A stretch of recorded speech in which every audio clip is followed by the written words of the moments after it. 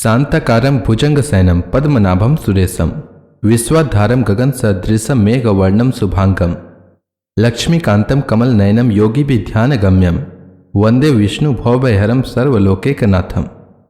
मंगलम भगवान विष्णु मंगलम गरुड़ध्वज मंगलम पुंडरीकाक्ष मंगलाय तनोहरि। ओम नमो भगवते वासुदेवाय। आज का दिन आप सभी के लिए मंगलमय हो। आज पौष महीने का चौथा दिन है। पौष महीने में प्रतिदिन भगवान सूर्य देव को जल का अर्घ देना चाहिए। इससे पूरे साल रोग दुख पास भी नहीं पटकता है। आज मैं पौष मास का कथा का चौथा अध्याय सुनाने वाला हूं। आइए सुनते हैं पौष मास कथा का चौथा अध्याय। एक बार भगवान विष्णु एवं देवताओं के परम पुण्यमय क्षेत्र नैमिषारण्य में शौनक आदि ऋषियों ने भगवत प्राप्ति की इच्छा से सहस्त्र वर्षों में पूरे होने वाले एक महान यज्ञ का अनुष्ठान किया। एक दिन उन लोगों ने प्रातःकाल अग्निहोत्र आदि नित्य कृत्यों से निवृत्त होकर सूर्य जी का पूजन किया और उन्हें ऊंचे आसन पर बैठाकर बड़े आदर से यह प्रश्न किया। ऋषियों ने कहा, सूर्य जी, आप निष्पाप हैं। आपने समस्त इतिहास पुराण और धर्म शास्त्रों का विधि पूर्वक अध्ययन किया है तथा उनकी भली भांति व्याख्या भी की है।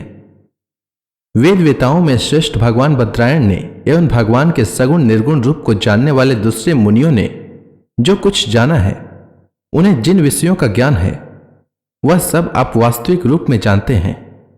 आपका हृदय बड़ा ही सरल और शुद्ध है।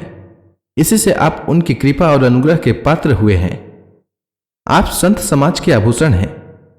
इस कलयुग में प्रायः लोगों की आयु कम हो गई है। साधन करने में लोगों की रुचि और प्रवृत्ति भी नहीं है। लोग आलसी हो गए हैं। उनका भाग्य तो मंद है ही, उनमें समझ की भी कमी है। इसके साथ ही वे नाना प्रकार की विघ्न बाधाओं से भी घिरे हुए रहते हैं। शास्त्र भी बहुत से हैं, परंतु उनमें एक निश्चित साधन का नहीं, अनेक प्रकार के कर्मों का वर्णन है। साथ ही वे इतने बड़े हैं कि उनका एक अंश सुनना भी कठिन है। अतः आप कृपा करके इस कलयुग में मनुष्यों के परम कल्याण का सहज साधन और उनके वैकुंठ प्राप्ति का उपाय बताएं तो आपकी बड़ी कृपा होगी।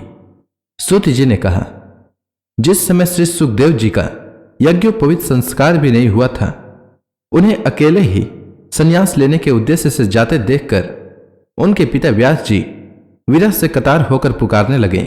उस समय तन्मय होने के कारण श्री सुखदेव जी की ओर से वृक्षों ने उत्तर दिया। ऐसे सबके हृदय में विराजमान श्री सुखदेव मुनि को मैं नमस्कार करता हूं। यह श्रीमद् भागवत अत्यंत गोपनीय रहस्यात्मक पुराण है। अनुभव कराने वाला और समस्त वेदों का सार है।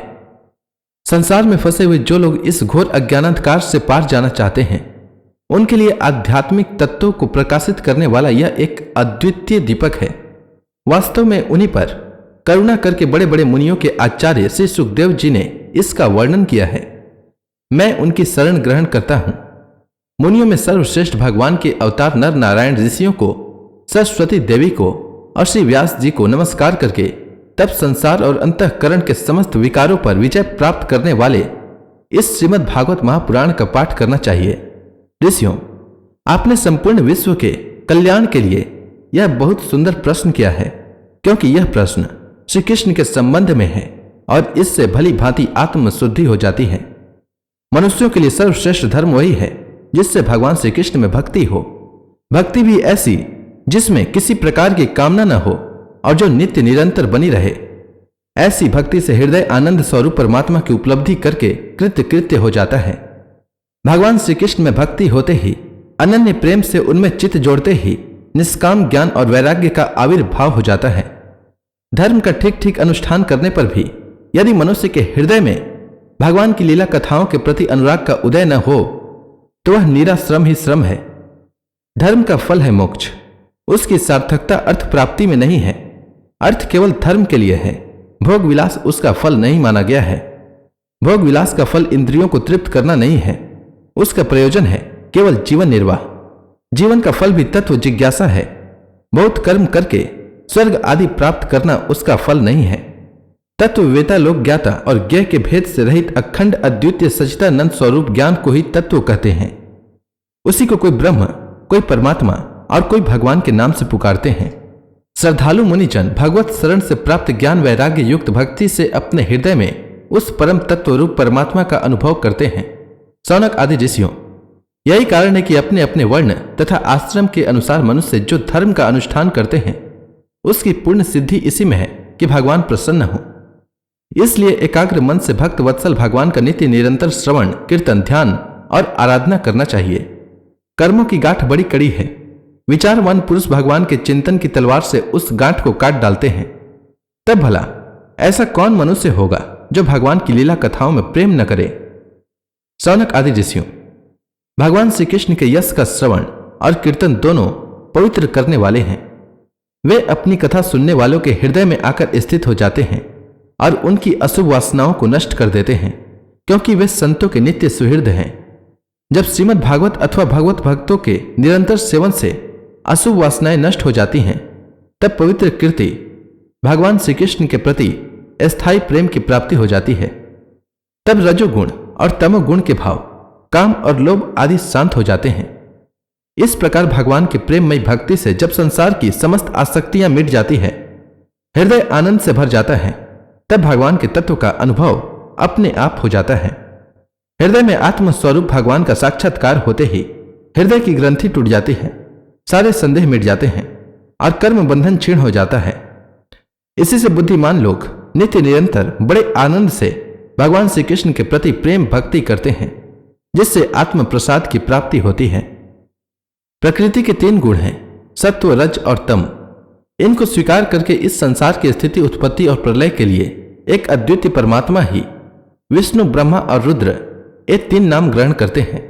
फिर भी मनुष्यों का परम कल्याण तो सत्व गुण स्वीकार करने वाले श्रीहरि से ही होता है।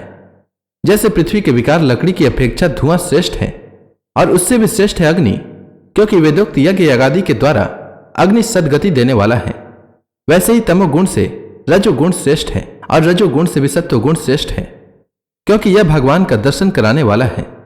प्राचीन युग में महात्मा लोग अपने कल्याण के लिए विशुद्ध सत्वमय भगवान विष्णु की ही आराधना किया करते थे। अब भी जो लोग उनका अनुसरण करते हैं वे उन्हीं के समान कल्याण भाजन होते हैं। जो लोग इस संसार सागर से पार जाना चाहते हैं वे यद्यपि किसी की निंदा तो नहीं करते, न किसी में दोष ही देखते हैं, फिर भी घोर रूप वाले तमोगुणी रजोगुणी भैरववादी भूपतियों की उपासना न करके सत्वगुणी विष्णु भगवान और उनके अंश काला स्वरूप का ही भजन करते हैं। परंतु जिनका स्वभाव रजोगुणी अथवा तमोगुणी है वे धन ऐश्वर्य और संतान की कामना से भूत पितर और प्रजापतियों की उपासना करते हैं, क्योंकि इन लोगों का स्वभाव उनसे मिलता जुलता है। वेदों का तात्पर्य श्री कृष्ण में ही है, यज्ञों के उद्देश्य श्री कृष्ण में ही है, योग श्री कृष्ण के लिए ही किए जाते हैं और समस्त कर्मों की परिसमाप्ति भी श्री कृष्ण में ही है। ज्ञान से ब्रह्म स्वरूप श्री कृष्ण की ही प्राप्ति होती है। तपस्या श्री कृष्ण की प्रसन्नता के लिए ही की जाती है। श्री कृष्ण के लिए ही धर्मों का अनुष्ठान होता है और सब गतियां श्री कृष्ण में ही समा जाती हैं। यद्यपि भगवान श्री कृष्ण प्रकृति और उसके गुणों से अतीत हैं, फिर भी अपनी गुणमयी माया से जो प्रपंच की दृष्टि से है और तत्व की दृष्टि से नहीं है, उन्होंने ही सर्ग के आदि में इस संसार की रचना की थी। ये सत्व रज और तम तीनों गुण उसी माया के विलास हैं। इनके भीतर रहकर भगवान इनसे युक्त सरीखे मालूम पड़ते हैं। वास्तव में तो भगवान श्री कृष्ण सब कुछ जानने वाले हैं।